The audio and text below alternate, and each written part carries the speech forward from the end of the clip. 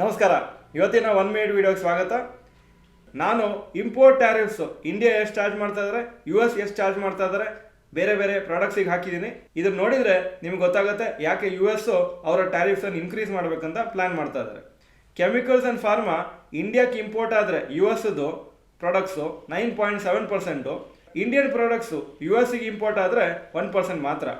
Electrical and electronic India tariff charge ಮಾಡ್ತಾ ಇರೋದು 7.6, US 0.4. Diamond and gold 15.4 India charge ಮಾಡ್ತಾ ಇದ್ದಾರೆ. ಎಷ್ಟು ಜಾಸ್ತಿ ಚಾರ್ಜ್ ಮಾಡ್ತಾ ಇದ್ದಾರೆ, US ಬರೀ 2.1. Textile and clothing 10.4, 9%. Machinery 6.6, 1.3. Agriculture products 37.7, 5.3. Automobile 24.1, 1%. Iron and steel 4.5, 2%. So ನೀವು ನೋಡ್ಬೋದು, ಡೊನಾಲ್ಡ್ ಟ್ರಂಪ್ ಅವ್ರು ಹೇಳ್ತಾರೆ ಇಂಡಿಯಾ ಎಷ್ಟು ಟ್ಯಾರಿಫ್ ಹಾಕ್ತಾರೆ ನಾವು ಅಷ್ಟೇ ಟ್ಯಾರಿಫ್ ಹಾಕ್ತೀವಿ ಇಂಡಿಯನ್ ಗೂಡ್ಸು USಗೆ ಇಂಪೋರ್ಟ್ ಆದರೆ ಅಂತ. ಅದಕ್ಕೋಸ್ಕರನೇ ಇಂಡಿಯನ್ ಮಾರ್ಕೆಟ್ಸಿಗೆ ಭಯ. ಯಾಕಂದರೆ ಆವಾಗ ಅವರು ಟ್ಯಾರಿಫ್ ಇನ್ಕ್ರೀಸ್ ಮಾಡಿದರೆ ನಮ್ಮ ಎಕ್ಸ್ಪೋರ್ಟ್ಸು ಅಷ್ಟು ಚೆನ್ನಾಗಿ ಆಗೋದಿಲ್ಲ US ಅಲ್ಲಿ. ಈ ವಿಡಿಯೋ ನೋಡೋದಕ್ಕೆ ಧನ್ಯವಾದಗಳು. ಲೈಕ್ ಬಟನ್ ಪ್ರೆಸ್ ಮಾಡಿ. ನಮಸ್ಕಾರ.